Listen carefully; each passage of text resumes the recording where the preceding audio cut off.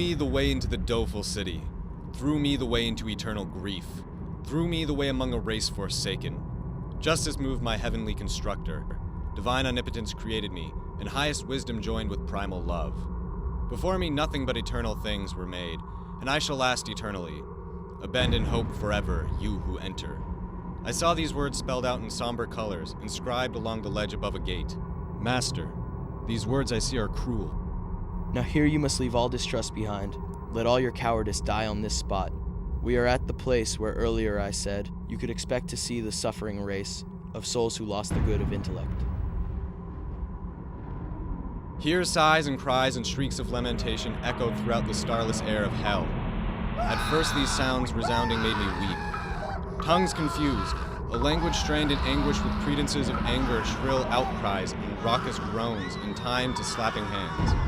Raising a whirlwind storm that turns itself forever through the air of endless black, like grains of sand swirling when a whirlwind blows. And I, in the midst of all this circling horror, began, "Teacher, what are these sounds I hear? What souls are these so overwhelmed by grief?"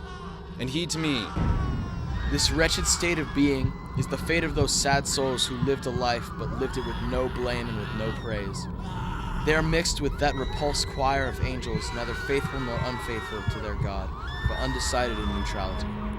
Heaven, to keep its beauty, cast them out, but even hell itself would not receive them for fear the damned might glory over them." And I, "Master, what torments do they suffer that make such bitterness ring through their screams?" He answered, "These wretches have no hope of truly dying. Let's not discuss them. We can pass them by."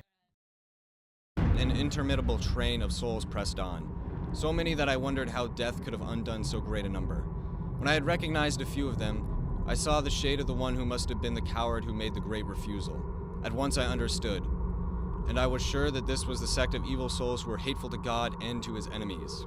And when I looked beyond this crowd, I saw a throng upon the shore of a wide river, which made me ask, "Master, I would like to know, who are these people and what law is this that makes these souls so eager for the crossing, as I can see even in this dim light?" All this will be made plain to you as soon as we come to stop a while upon the sorrowful shores of Acheron. And I, with eyes cast down in shame for fear that I perhaps had spoken out of turn, said no more until we reached the river.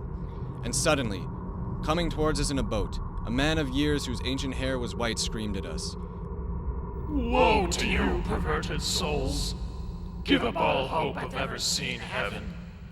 I come to lead you to the other shore, into eternal darkness, ice, and fire.